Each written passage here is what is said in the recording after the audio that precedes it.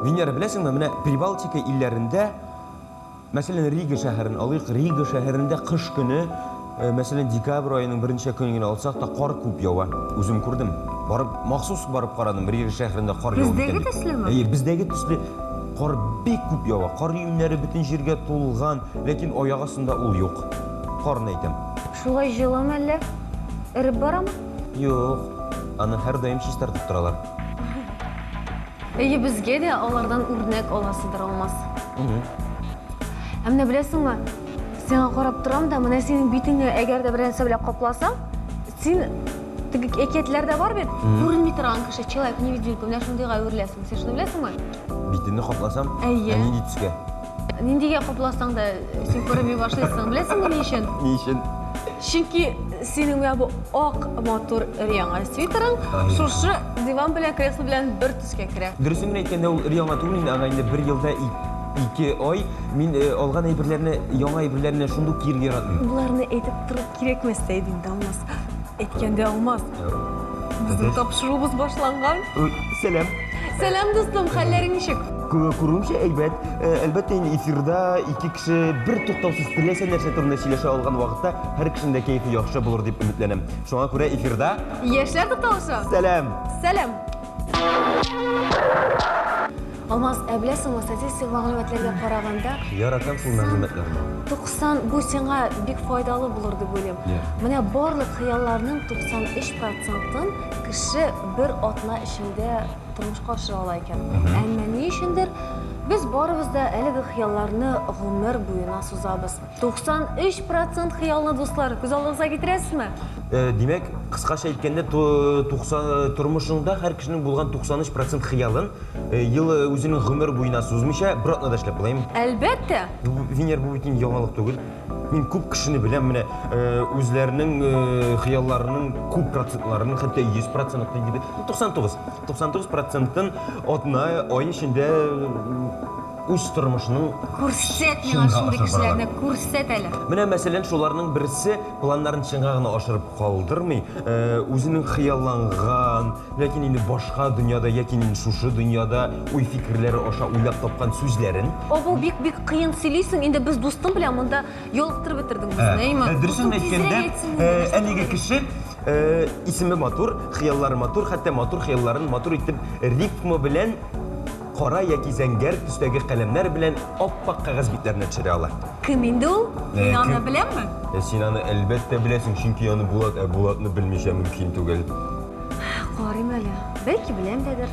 Син дустым? 15 яшына кадәр шигырь язып карамаган баланы табибка күрсәтергә кирәк дип психологлар. Бүгенге сюжетыбыз герое яшь шагыйрь Булат Ибраһим беренче шигырен 2нче сыйныфта укыганда ук яза. Үзенчәлек башкалардан аерылып тора торганы шунда ки, мин хәзерге вакыттагы шигъриятта яратмыйм. Ниндидер мәхәббәтне ниндидер калыпка гына салып сөйләү, мин әйтер идем Такташча.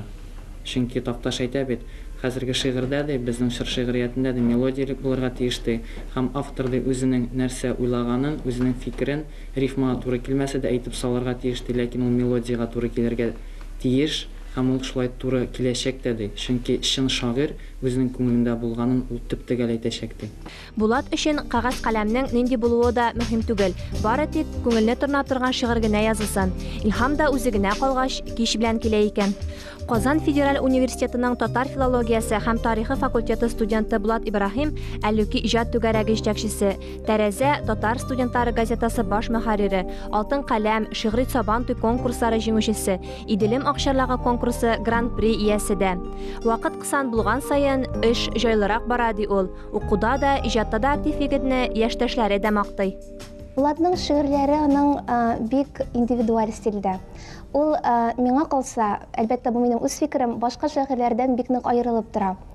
Ул гомумән татар халкы өчен, татар язмышы, татар теле өчен янып, киеп яшәүче яшь шагыйрь. Тышкы кыяфәте буенча тыныч холыклы булат, сәяси темаларга яза. Бигрәк тә аны милләт проблемасы борчый. Соңгы вакытларда мәхәббәт шигырьләре дә яза башлаган. Иҗатына карата остазлары әйткән тәнкыйть сүзләрен киңәш бара кабул итәм ди. Улпат шагыйрыбыз Рәдиф агага таш белән, шул инде Газинур абый Моратов, Ркаил абый Зайдулла, Шәмсия Җиһангирова. Тагын инде алар бик күп инде. Булатның иҗат турында бик оңай фикердәмен. Булат ул чын булдыра торган шагыйрь, минемчә яза торган. Аның фикерләре күбрәк публицистик рухта инде, менә заман сулышы белән бергә атлый. Һәм ул ничек дип әйтим, хәтта заманга каршы әйтсә дә, аның фикерләре һәр вакытта заман белән. Аның менә шундый чиста күңелле булуы, дини, гаиләдә тәрбияләнүе дә шигъриятенә билгеле бер эз салгандыр дип уйлыйм, һәм эз салачак та әле. Чөнки күңеле саф булмаган, ихлас булмаган, күңелендә иман йөртмәгән кеше, миңа калса, шигъриятта иманлы була алмый торгандыр. Кичкенәдән үк әдәбият белән кызыксынучы Булат бүген инде аның киләчәген үзе билгели. Балык теле бездә, атасыннан баласына күчә теле безгә, бөек теле безгә дип яза ул балык теле шигырендә. Бүгенге көндә иң борчыганы да шул, газиз милләтенең киләчәге. Милләт, тел дибез инде һаман. Индидер үзебезнең эшләгән эшләребез дә бар кебек. Безнең татар яшьләре сүлпән. Ләкин нинди өлкәдә сүлпән, шигърият өлкәсендә сүлпәнрәк, бәлкем язуда гына кагылмый, аларның язуына түгел, алар көчле язалар. Ләкин бер-беребезне агитацияләргә, бер-беребезне үскәрәк итәргә тырышчылар, алар бик сирәк. Без ничектер үз казаныбызда кайнап ятучы, үзебез өчен генә эшләүчеләр кебек кылабыз.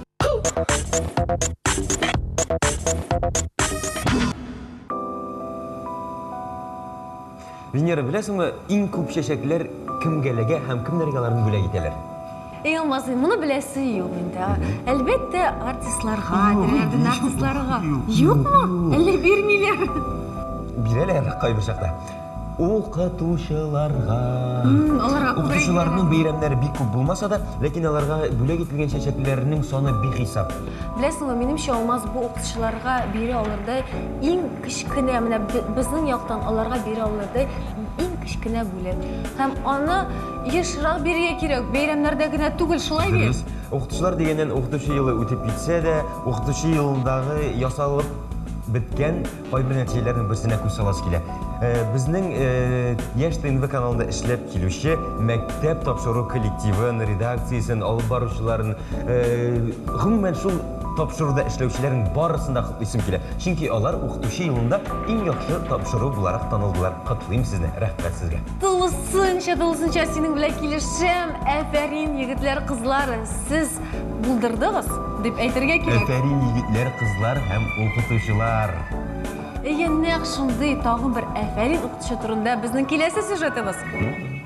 Дуслар, хәзер инде авыл районнарда яшәүче яшьләр тик тумалдан шәһәргә ашыкмыйлар, чөнки аларның үз төбәкләрендә эшле, ашлы иткәннәр. Хәзер таныштырасы героебыз 25 яшьлек Алсу Гайнуллина балалар иҗат үзәгендә вокал укытучысы булып эшли. Татар дәүләт гуманитар педагогика университетының музыка факультетын бетергән кызга Питрәштә эш тәкъдим итәләр. Алсу узак уйлап тормый, туган ягына кайтып балаларга музыка серләрен өйрәтә башлый.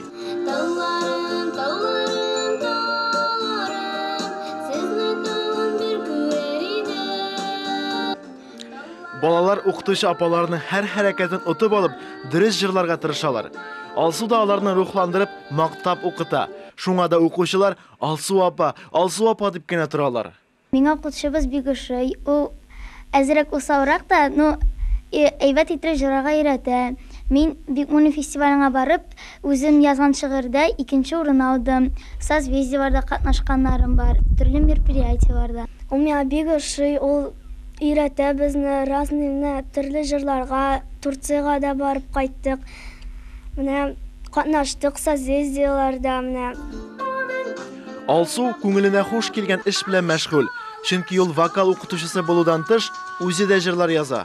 Менә мондый талант дип әйтим соң инде минем 11нче класстан соң барлыкка килде. Менә ул минем иң беренче язган җырым Мәхәббәтемә дип атала.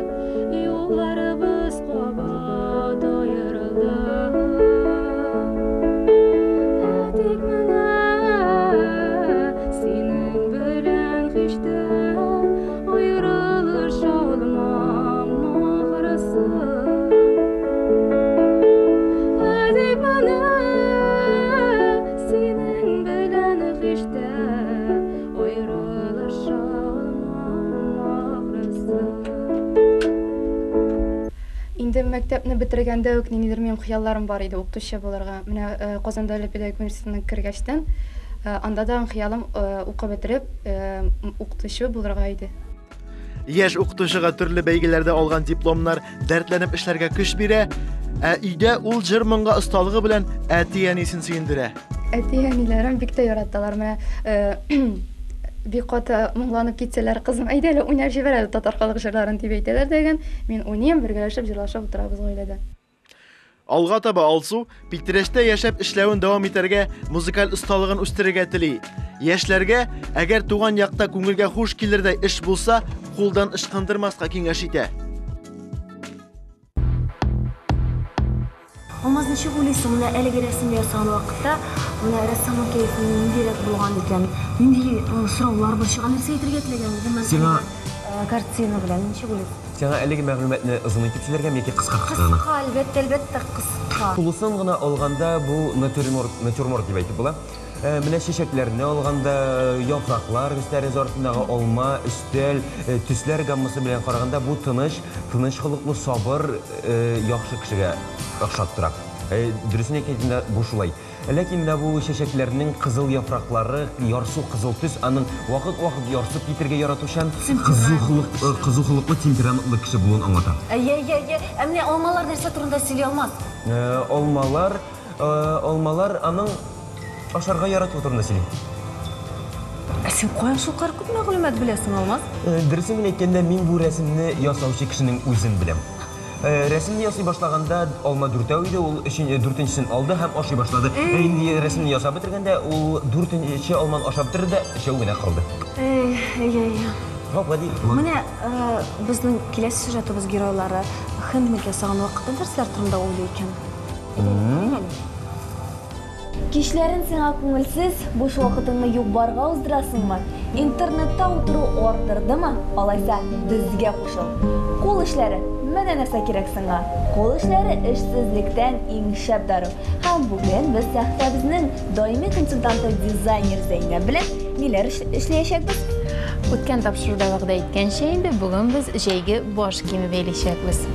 Йомгак, ыргак, кайшы. Бүген безгә нәкъ шулар кирәк булачак. Йомгакка нинди ыргак кирәк булуы аның этикеткасында языла. Буш бәйләргә җинасыз икән, ыргагыз зуррак булсын. Ә тыгыз бәйлисегез килсә, киресенчә кечерәк ыргак сайлагыз. Эшебезне күз җыюдан башлыйбыз. Түгәрәк бәйли башлаганда без 4 күз җыеп, шуның башы белән азагын тоташтырабыз. Шунда бәләкәч кенә безнең түгәрәк килеп чыкты һәм шушы түгәрәк буенча без аны бер күзгә 2 кереп, зурайтып 16 күзгә кадәр җиткерәбез. Димәк, 16 күздән соң инде монда үзгәрешләр бар. Тыңлыйбыз үзгәрешләр нәрсә эшләргә кирәк? Русча әйткәндә столбик накидом дип атала, элмәкне җип элдереп элмәккә күзгә керәбез. Һәм безнең нәтиҗәдә 3 күз килеп чыга. Шул 3 күзне икешәр итеп чыгарабыз. Һәм безнең шундый озынча килеп чыга инде ул. Шул рәвешле инде һәрбер 16 күзгә җипне элдереп икешәр тапкыр кереп чыгабыз. Әмма ләкин элдереп кергәннән соң без инде бер күз җыярга тиешбез.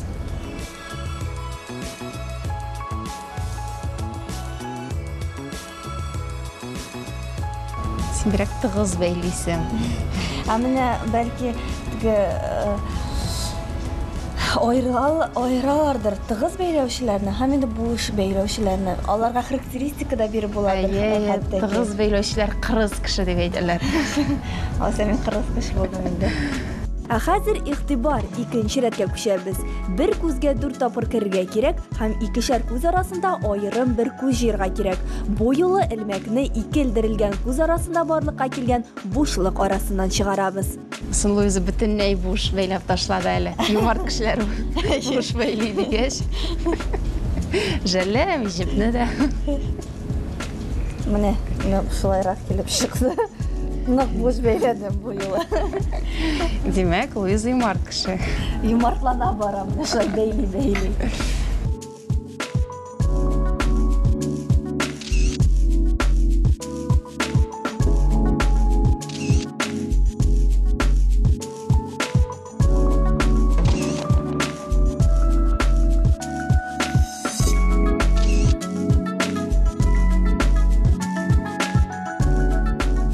Биредә инде безнең шундый түгәрәк килеп чыкты.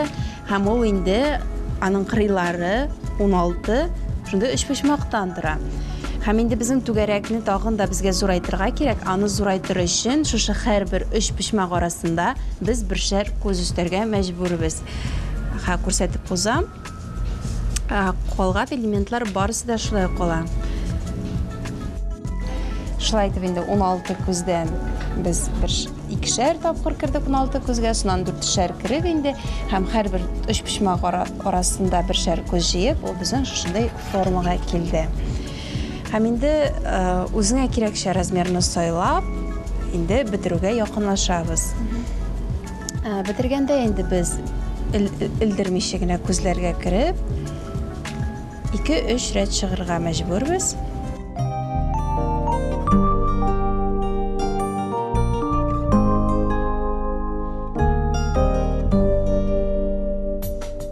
Шәхсән мин сәхифәбезнең иң соңгы моментларын яратам, чөнки инде ясалган эшне Зәйнәп миңа һәр вакыттагыча бүләк итә. Һәм мин инде бер бүләккә баеп китәм. Салкын кышкы көннәрдә иң яхшы җылытучы эчемлек булып чәй санала. Әмма десертка рәхәтлыкым да булса, гомумән дөнья түгәрәк. Нәкъ безнең тапшыруыбыздагы төсле. Эфирда музыкаль тукталыш һәм бүген бездә кунакта рәхәтлыкым төркеме. Сәлам кызлар. Сәлам кызлар. Кызлар, гыйнвар айы гадәттә артистлар өчен ул шундый ял чоры. Менә сезнең өчен дә шулаймы ул һәм гомумән яңа елларны ничек уздырдыгыз? Яңа еллар бик шәп узды. Бергәләп каршыладык та, эшләргә дә өлгердек. Күңел ачтык бергәләп. Бик күңелле булды. Төнге бердә эшләргә туры килде. Ләкин безгә эш булып та тоелмады инде. Безнең эштә ял да шул бер вакытта була. Кешеләр ял иткәнгә без бик сөенәбез, аларга сөенеч китергә бик шатбыз. Шуңа күрә яңа еллар бик күңелле узды. Иҗатка килгәндә менә узган елгы нинди нәтиҗәләр белән безне синдерә аласыз? Гыйнвар айы ял вакыты артистлар өчен концертлар юк дип әйтик инде дә күбесенең. Но шулай да алар миңа калса, менә без мәсәлән студиода эш башкарабыз, яңа җырлар өстендә эшлибез. Хәзер эш кайчан да туктамый. Тагын бер җырга клип язарга әзерләнеп йөрибез. Бәлки сер буларак кына безгә сөйләп тә китерсез, ниндирәк җырга, һәм ничек шул җырга сайландыгыз? Җиде егет дип әйтәләр. Ул җырны ишеткәнегез бар инде? Әлбәттә. Дискотекаларда да башкардык. Ниндирәк сюжет булды? Җиде егет белән ниндирәк сюжет була инде? Җиде егет булгач. Сюжетын уйлабрак аңлашабыз әле. Әлегә эш бар. Сер булгач.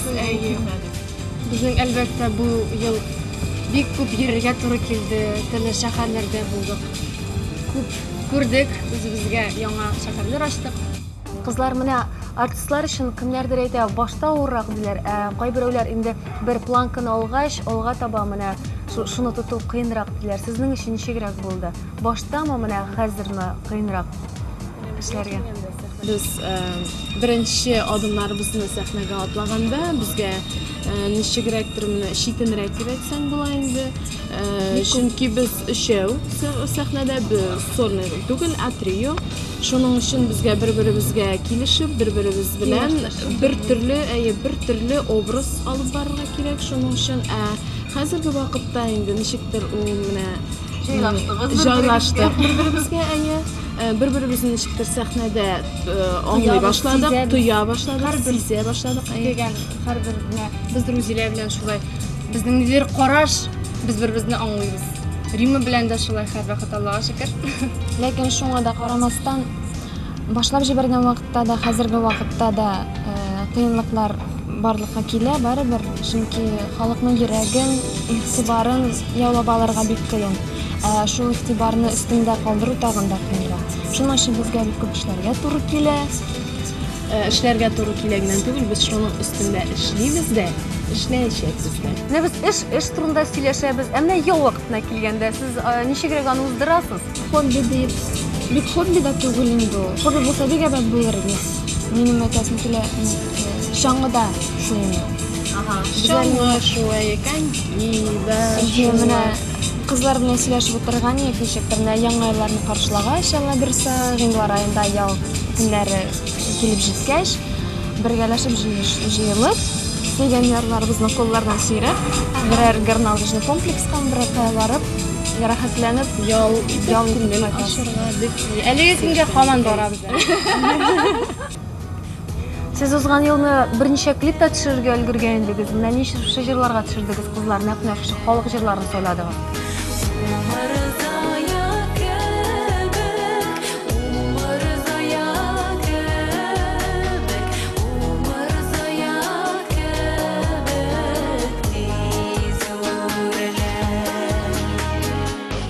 Бездән күп кенә кеше сорый. Менә сез рәхәтлек кызлары. Ник әле сез кызларның хыяллары җыры белән чыктыгыз, ә хәзер Умырзая җырын җырлый башладыгыз? Без аларга шул вакытта җавап бирәбез. Нәрсә дип җавап бирәсезме? Нигә әле без татар халык җырларын җырламаска тиеш? Татар халык җырларын һәр кеше җырлый белергә тиеш. Һәм сез шуны эшлисез дә. Без шуны эшлибез дә. Шул җырларны яшь буыннарга җиткерергә тырышабыз. Һәрбер җырчы бер юнәлештә генә эшләргә тиеш түгел. Чөнки татар халык җырлары аша җырчы үзенең хисләрен, бөтен үзенең эчендә кайнаган бөтен хисләр генә түгел инде, уйларын җиткерә ала. Шуның өчен безгә дә инде татар халык җырлары яңа сулыш бирә үзенчә. Ә менә Венера ник шушы җырларга клип төшерү дип биргән сорауга җавап бирәсе килә. Без уйладык та, Умырзаяга төшерик микән клипне, Мәтрүшкәләргә төшерик микән дип, без алдык та икесенә төшерергә булды. Чөнки ул җырлар икесе дә безнең ничектер менә йөрәкләрдән чыкты дип әйтик, ничектер менә чын күңелдән булды ул, башкарылды бу җырлар. Алга таба инде нинди планнар белән янасыз? Алга таба әйткәнебезчә инде без клиплар өстендә яңа җырлар ясарбыз. Шулай ук инде концертларга әзерләнәбез. Казан егетләренең концертларына дип әйтик. Һәм Алла бирсә, татар халык җырларыннан торган альбом чыгачак дип. Үзебез дә көтеп калабыз инде. Ümitlenip yürüminim Jide yigit yanımda Nişek güne yalgışmaska Qayсын saylap alırga